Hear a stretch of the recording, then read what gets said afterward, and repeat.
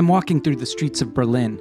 I'm supposed to meet my friend Heinbach at a place called Patch Point, but it seems I have the wrong address. I send him a text message and ask for help. In the meantime, I'm gonna walk around. The weather's really beautiful. People are sitting out everywhere, even in the middle of the street.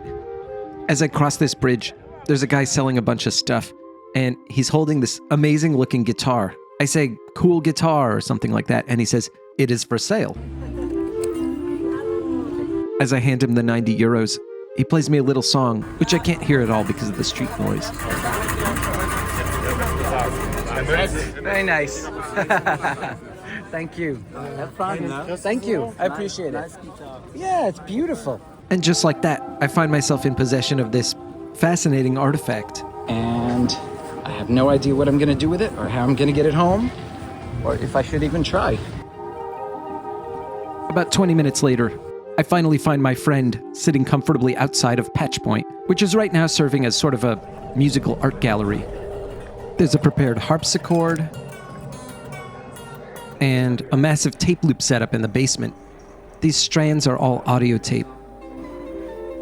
It ends up being a day full of adventures. We meet up with fellow YouTuber, True Cuckoo, and head over to an aperitif at Korg Berlin. They just announced the release of their Phase 8 electromechanical synthesizer. For some reason, I shoot a lot of footage of Heinbach playing ping pong with one of the engineers from Korg Japan. That was a good one. The final stop of the day is Klunkerkranich, a rooftop bar where a special event is taking place, the likes of which I've never really seen before. On one side, there's a live stage. Cuckoo performs, and I'm blown away by his live set. On the other side, the Berlin Modular Society has put together a synthesizer building workshop. There are many tables of vendors selling electronics kits, and then dozens of people with soldering irons building the kits they just purchased. It's really cool, and I wish I had the focus to build something. Of course, I'm still carrying around this guitar, and as the evening wears on, I'm getting more and more nervous about how I'm going to get this back to the States. Okay, so I think I've come up with a plan. I'm going to borrow a screwdriver from the synth builders and unscrew the neck. My plan is to put the body of the guitar in my suitcase. Okay, this is it. I'm about to get on the airplane, and that thing that's sticking up from my backpack is the neck for the guitar that I bought. So hopefully it makes the trip over the Atlantic.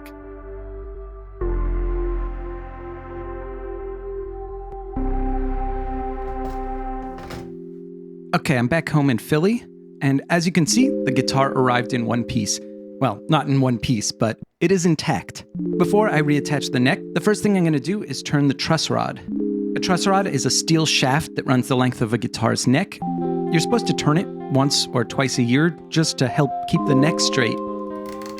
I'm guessing this one hasn't been turned in a long time, if ever. Next, I'm going to give it a cursory wipe down. Okay, let's screw the neck in. Time to add some strings. Okay, so here's a mystery. This piece of twine that was serving as a guitar strap is so short that I can't get it around my body. So either this was last used by a child, or the string was put there so the guitar could be hung on the wall as decoration. Of course, I want a real strap, and as luck happens, I have a box of replacement strap pegs in my parts bin.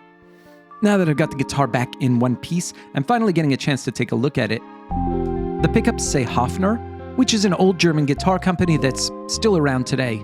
They're most famous for making the violin bass that Paul McCartney played in the Beatles. This is a catalog from 1967. And there's Paul. And what do you know, right there in the same catalog is a guitar with the exact same configuration. So that's probably what my guitar used to look like. And if I search for this model number, I can see that there are a great many for sale out on the internet. Oh, and as for Exploited, they're a Scottish punk band. They first became famous in the early 80s, and as far as I can tell, they started using the logo that's on my guitar in 1983, which means it was painted sometime after that. So my theory is that maybe in 1985, 1986, some kid finds this old guitar in a pawn shop, but thinks it looks cheesy and out of date, and since they're a big fan of this band, Exploited, they decided to paint it and turn it into some sort of fan art. Okay, let's try this thing out. Okay, so I've just plugged this in, and yeah, there's humming all around. I've noticed that If I hold down on this knob, the humming stops for a second. Then as soon as I let go, it starts up again. Here's what the pickups sound like. This is the middle pickup right here.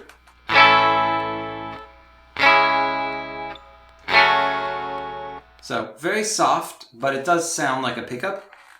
Here's what the treble pickup sounds like.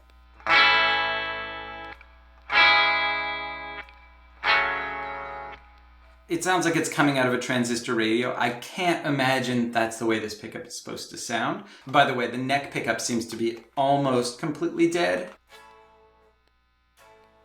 No, completely dead. Okay, round 2. My plan is to take the strings off, again, take out the pickguard, and see if there isn't something I can do to fix these issues.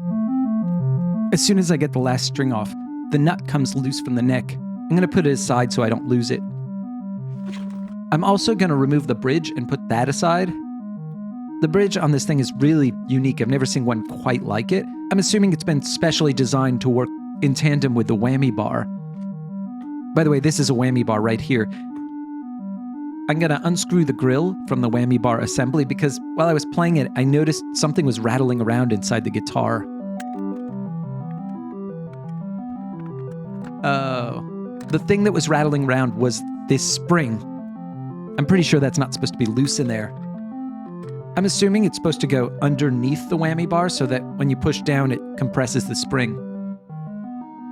Okay, let's unscrew the pickguard. Oh, look at this blue wire. No wonder this thing is buzzing so much. This is the grounding wire, and it's supposed to be connected to the pickguard, but whoever spray painted this guitar blue also painted over the metal part of the wire. They obviously didn't know what the wire was for or that it would need to be reconnected. So this thing's definitely been buzzing since the 80s. Let's focus on the pickguard assembly. I'm going to take the neck pickup out first. And now that I've got the pickup out, I'm going to test its resistance with a meter. A functional pickup should measure anywhere from 3 to 15k ohms on the meter, and this one reads nothing. It's completely dead, which is exactly what we saw when we plugged it into the amp. Unfortunately, these Hofner pickups from the 60s are a non-standard size, and while the company Hofner does still exist, the replacement pickups that they sell are expensive and don't seem to be an exact match either. Instead, I've ordered these 2 Wilkinson pickups. They're cheap and the dimensions are close enough. To get these to fit, I have to drill new holes in the pickguard to match the spacing in the pickup. Once it's in, all I need to do is solder it back into the circuit. I was lucky enough to find the exact schematic for this guitar, and it's a pretty simple circuit. I checked all the values of all the resistors in the schematic, and they all seem to be working. I did notice that they have different capacitor values for each pickup. Most likely, they were trying to compensate for something about the original pickups. I don't want that, so I'm just going to use standard values for all 3 pickups.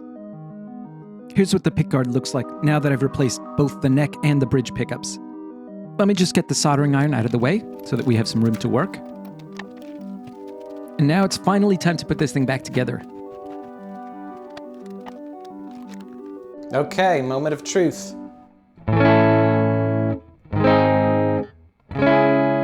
So yeah, it's a functional guitar. Okay, let's talk a little bit about these pickups. As you can see, there are 3 switches and 3 pickups.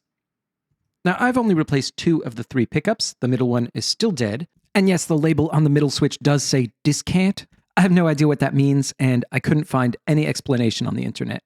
Anyway, this pickup here, the neck pickup, is a humbucker. And as many of you know, humbuckers actually consist of 2 single coil pickups. So underneath that metal, it looks something like this. And you can take those 2 single coil pickups and you can split them up, which is what I've done. The bass switch turns on the top pickup of the humbucker. And the middle switch controls the bottom pickup that's in the same humbucker. It sounds almost identical.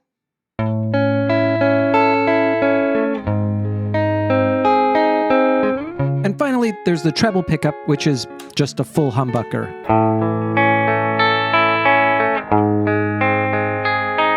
Of course, that has no low end at all, so probably what I'll end up doing is combining all 3 pickups at the same time. Speaking of which, let's make some actual music. I have here this song that I've been working on for months now, maybe years. Yeah, started at the beginning of 2024. Anyway, my plan is to re-record all the guitars using today's guest of honor and use this video as a way of forcing myself to finish this track. Let's start with the verse. Okay, so the rhythm guitar part that I am going to be playing goes like this.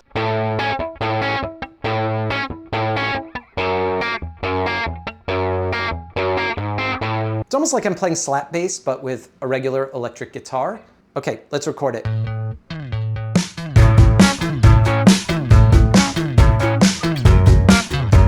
Next, I'm going to double it on the right side.